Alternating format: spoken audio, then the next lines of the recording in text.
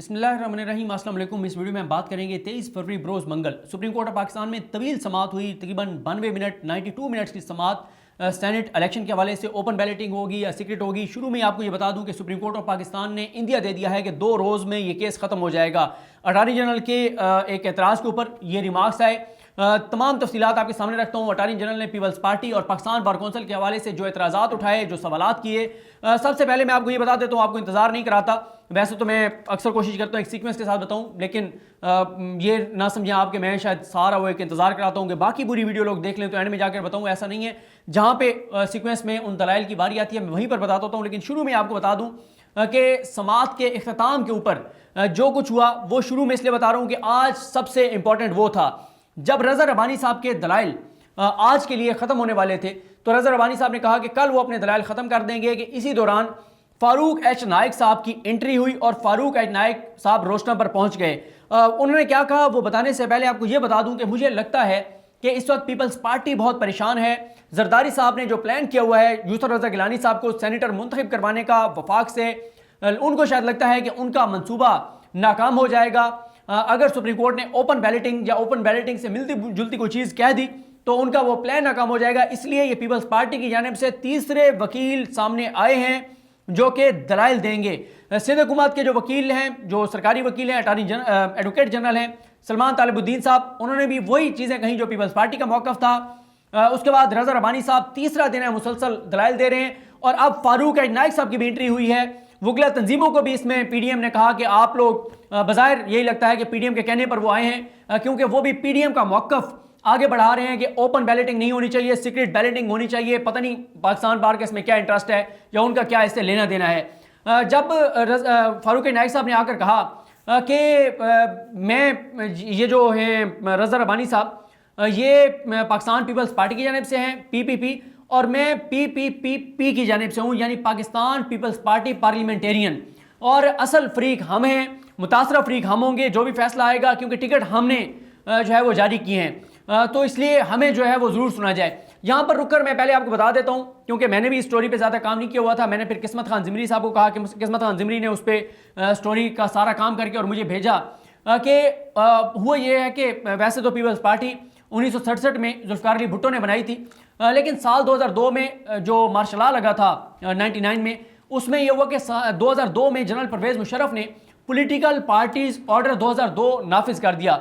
उस ऑर्डर के तहत कहा गया था कि किसी भी पार्टी के सरबराह को इलेक्शन लड़ने के लिए मुल्क में मौजूद होना चाहिए और कोई भी सियासी जमात जिसका सरबराह कोई सजा याफ्ता शख्स होगा इंतखाबात में हिस्सा नहीं ले सकेगी। 2002 में इलेक्शन होना था।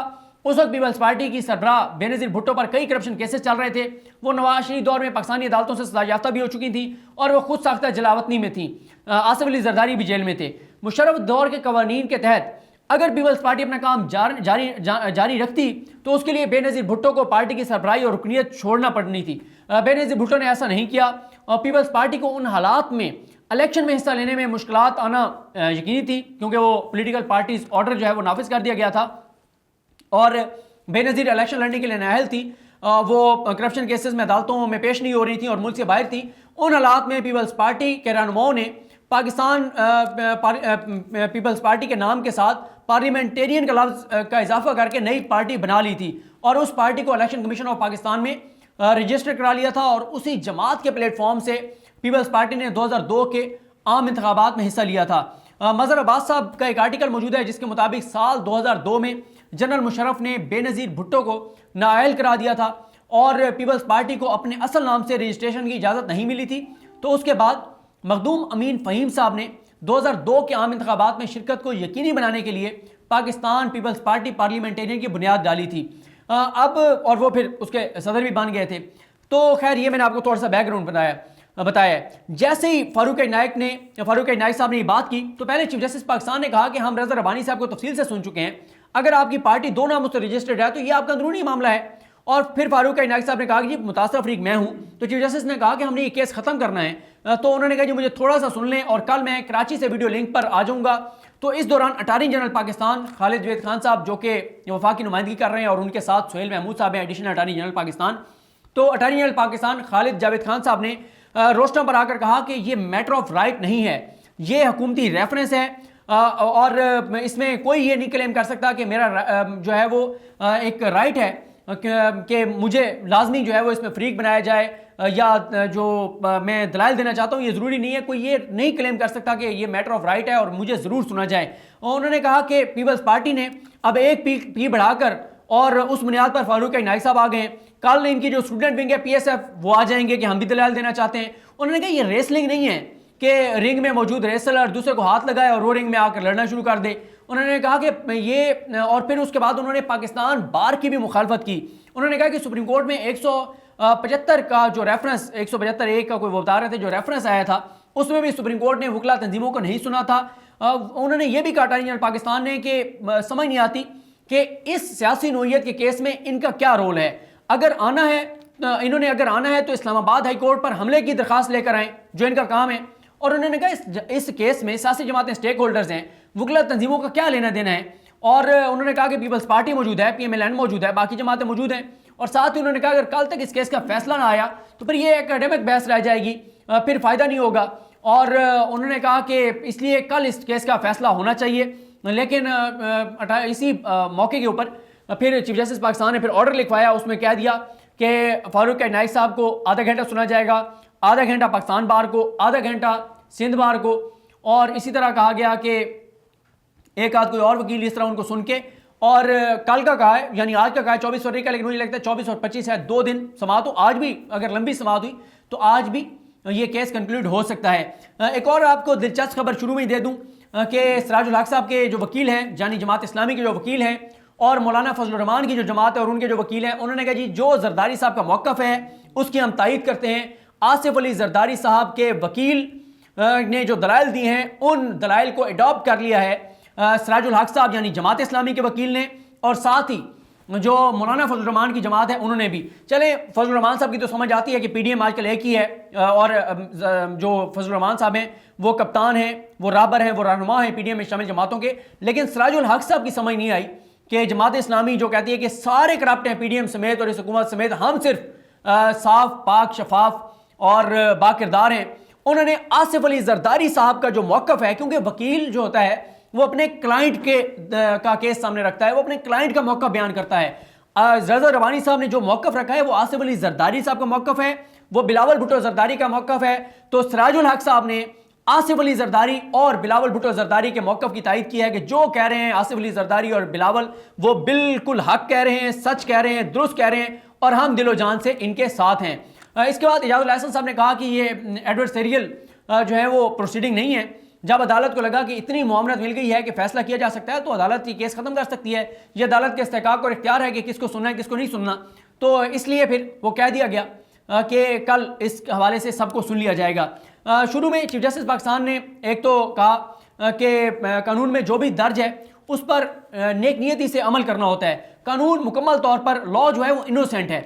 तो इस मौके पे रज़ा रब्बानी साहब ने कहा कि ब्लाइंड भी है, अंधा भी है, कानून जो है वो ना सिर्फ मासूम है, इनोसेंट है, बल्कि ब्लाइंड भी है। तो फिर उसके बाद चीफ जस्टिस ने कहा कि कानून पर बदनीयती से अमल हो तो मसाइल जन्म लेते हैं।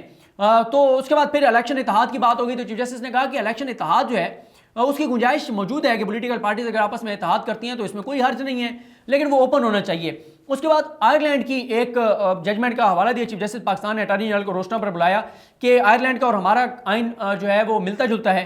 वहाँ पे भी खुफिया बैलेट का मसला था तो वहाँ पर उन्होंने कहा कि अगर निशान लगा दिया जाए, बार लगा दिया जाए तो उसको उन्होंने कलअदम किया है, तो इसको आप क्या कहते हैं। तो उसके बाद अटॉर्नी जनरल पाकिस्तान खालिद खान साहब ने कहा कि वहाँ पर भी 2 हाउसेज हैं, एक अपर हाउस एक लोअर हाउस। तो उन्होंने जो जिस तरह हमारी कौमी असम्बली है इसका जो इस तरह का जो उनका हाउस है वहाँ पे उन्होंने कहा है कि अगर कोई निशान होगा तो वो बैलेट इनवैलिड हो जाएगा। उन्होंने कहा हमारे यहाँ भी यही है कि अगर कोई कौमी असम्बली के बैलेट के ऊपर निशान लगाएगा तो वो बैलेट जो है वो कलअदम हो जाएगा। उसके बाद रज़ा रब्बानी साहब ने जो दलाइल दिए उन्होंने कहा आर्टिकल 59 में कहीं नहीं लिखा कि सेनेट का इलेक्शन कानून के मुताबिक होगा। सेनेट कभी तहलील नहीं होती, उसके अरकान जो हैं वो रिटायर्ड हो जाते हैं। मुतनासिब नुमाइंदगी का मतलब यह नहीं है कि असम्बली की अक्सरियत सेनेट में भी मिले, यानी ये नहीं है कि जिस पार्टी के जितने MPs हैं उनको उतनी सीटें मिलें। तो उन्होंने कहा मुतनासिब नुमाइंदगी का निज़ाम जो है वो उसके तहत जो पार्टीज़ की सीटें हैं उनमें कमी बेशी हो सकती है, लेकिन उस सूबे की सीटों में कमी बेशी नहीं हो सकती। पंजाब की जितनी है KPK की हैं वो कमी नहीं हो सकती, पार्टियों की सीटें ऊपर नीचे हो सकती हैं। उन्होंने कहा जहाँ वोटों की खरीदो फरोख्त होगी कानून अपना रास्ता बनाएगा, कानून में रास्ता मौजूद है, कानून का तरीकाकार मौजूद है। तो वो कहते हैं कि अगर शवाहिद नहीं है खरीदो फरोख्त के, तो फिर अगर सीटें ऊपर नीचे होती हैं, पीपल्स पार्टी अगर मिसाल के तौर पे 5 बनती हैं और वो 8 ले लेती है तो कोई हर्ज नहीं है। तहरीक इंसाफ की 5 बनती हैं, वो 10 ले लेते हैं, कोई मसला नहीं है। जिस पार्टी का फिर जितने ज़्यादा हो जाएंगे कोई मसला नहीं है, किसी के कम होंगे तो कोई मसला नहीं है। फिर उन्होंने कहा कि एजाजुल हसन साहब ने कहा, उन्होंने कहा कि कोई ऐसा तरीका नहीं है कि बैलेट पेपर की सिक्रेसी में मुतासर ना और इलेक्शन कमीशन जायज़ा भी ले ले। तो इसके बाद उन्होंने कहा रज़ा रब्बानी साहब ने कि रिश्वत लेना या लेने पर आमादगी जाहिर करना वोट देने से पहले के मराइल हैं। वोट के लिए पैसे लेने वाला वोटिंग से पहले करप्शन कर चुका होता है, करप्शन वोटिंग से पहले होती है, तो उसके लिए वोट देखने की जरूरत नहीं है। तो फिर इसीलिए एजाजुल हसन साहब ने कहा था कि फिर कोई ऐसा तरीका भी बता दें कि वोट देखा भी जा सके, कि सिक्रेसी मुतासर ना हो। क्यों एजाजुल हसन साहब ने कहा कि अगर मुआहिदा हो कि आधी रकम वोट डालने के बाद मिलेगी तो फिर क्या होगा, वोट डालना साबिक होगा तो ही मालूम होगा। और फिर उन्होंने कहा कि जो सिंगल ट्रांसफरेबल वोट के ऊपर खैर बात होती रही और पार्टी की मुतरासिर नुमाइंदगी के ऊपर बात होती रही। रज़ा रब्बानी साहब ने कहा कि इलेक्शन कमीशन ज़रूर मामला दे सकता है लेकिन खुफिया वोट का इख्तियार ख़त्म नहीं कर सकता। इलेक्शन कमीशन ये देख सकता है कि खरीदो फरोख्त हुई है नहीं, पैसे लिए गए दिए गए, ये वो देख सकता है और उसके पहले देख सकता है, लेकिन वोट जो है वो कास्ट करने के बाद इलेक्शन कमीशन ऑफ पाकिस्तान कुछ नहीं देख सकता। और यही सुप्रीम कोर्ट ऑफ पाकिस्तान बार बार कह रही है कि अगर वोट ही नहीं देखा जा सकता फिर ये कहां से साबित होगा कि वोट देने के लिए ही पैसे लिए गए थे या पैसे दिए गए थे। एजाजुल हसन साहब ने कहा कि अगर वोट की खरीदो फरोख्त की वीडियो सामने उन्होंने पूछा कि जो वीडियो सामने आई है उस पर आप फिर अब तक क्या एक्शन हुआ है, इलेक्शन कमीशन ने क्या किया है। तो रज़ा रब्बानी साहब ने कहा कि क्योंकि आप जानते हैं वो वीडियो किसकी है, वो किन की है, और मैं क्योंकि एक और सियासी जमात से ताल्लुक़ रखता हूँ इसलिए मैं उस पर बात नहीं करूँगा। वो कहते हैं कि वोटिंग के लिए पैसा लेना कोई मुआहिदा करना करप्ट प्रैक्टिस है और अगर ये चीज़ साबित होती है तो कार्रवाई हो सकती है। तो चीफ जस्टिस साहब ने कहा कि ये मामला तो फिर वोट से जुड़ा हुआ है, अदालत की कोशिश है कि जल्द इस केस को निपटाया जाए लेकिन हमें आइन की तशरीह करनी है। रज़ा रब्बानी साहब ने बताया कि वोट से नहीं बल्कि ये मामला वोटिंग से जुड़ा है, ये जो अपना पैसे लेने वाला है देने वाला है, और इल्ज़ाम कुनिंदा को इल्ज़ाम साबित करने के लिए शवाहिद देने होंगे। जब तक फिर ये बात, क्योंकि बहुत ज़्यादा ये बात घूम फिर के दोबारा होती है बार बार कि जब तक आप बैलेट नहीं देखेंगे कैसे साबित होगा कि वोट दिया है या नहीं दिया। तो बहरहाल अदालत की जानिब से आप कह दिया गया है कि 2 रोज़ में केस जो है वो ख़त्म करना है। लेकिन मैंने आपको बता दिया कि अटॉर्नी जनरल पाकिस्तान खालिद खान साहब ने इतराज़ किया, 3 बार इतराज़ किया कि पाकिस्तान बार कौंसिल को ना सुना जाए, इनकी ज़रूरत नहीं है, इनका कोई काम नहीं है, इनके जो करने के काम है वो ये करते नहीं हैं। और इस हवाले से मैंने भी एक स्टोरी बनाई हुई है जो किस्मत ने बनाकर भेजी है कि पाकिस्तान बार कौंसिल का मैंडेट क्या है, उसको क्या करना चाहिए क्या नहीं करना चाहिए और वो क्या कर रहे हैं और क्या नहीं कर रहे। इस पर एक वीडियो में बात करेंगे। मुझे अपनी दुआ में याद रखें। अल्लाह करीम हम सब का हामी नासर हो। अल्लाह हाफिज़।